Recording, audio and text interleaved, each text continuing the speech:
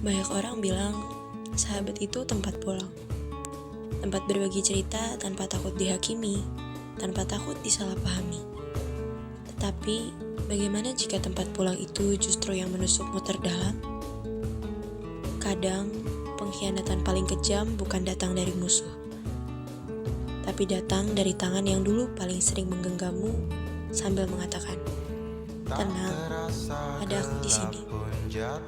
Dan inilah kisah tentang aku, kamu, dan dia. Aku sering ceritain semua tentang dia ke kamu. Tentang cara dia bikin aku ketawa, padahal hariku berantakan. Dan kamu selalu dengan senang hati dengerin aku. Kamu ngangguk, senyum. Bahkan, gak jarang kamu ngasih beberapa pendapat kamu tentang cerita-cerita aku yang gak jelas itu. Tapi akhir-akhir ini aku ngerasa aku sama Stella jadi canggung. Itu jadi orang asing, gak sedekat dulu. Aku juga ngerasa Stella makin dekat sama Bian. Bahkan dia dapat banyak informasi tentang Bian yang aku pun gak tahu. Entah dia dapat dari siapa. Dan lama-lama aku ngerasa aku jadi orang asing di antara hubungan ini. Kamu tahu aku suka sama dia, dan kamu sangat tahu semua hal tentang kami. Tapi kamu tetap jalan ke arah itu sambil pakai semua cerita yang aku bisikin ke kamu untuk bikin dia tertarik sama kamu. Pasti sakit banget. Tapi gak ada yang bisa aku lakuin selain hanya diam dan berpura-pura gak peduli tentang semua hal ini. Tiba-tiba aku dapat kabar kalau ternyata Stella udah confess ke Brian.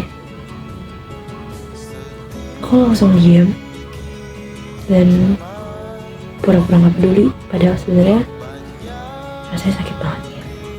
Tapi hati aku juga cukup senang mendengar kalimat itu. Maaf, tapi hati aku udah milik orang lain dan dia sahabat kamu sendiri. Kamu gak seharusnya begini.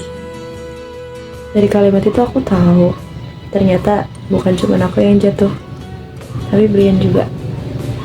Dan rasa cinta kita berdua gak bisa ngebiarin rasa cinta orang lain masuk di antara hubungan kita. Dan sekarang aku mengerti bahwa tak semua luka perlu dibalas. Tak semua sahabat layak untuk kembali. Karena dari semua yang terjadi, aku belajar satu hal, yakni mengenai kejujuran hati yang tak pernah bertepuk sebelah tangan. Dan terkadang, walaupun harus melewati tikaman dan air mata, cinta akan tetap menemukan jalannya pulang. Bukan kepadamu, tapi padaku. Dan untuk aku, itu cukup.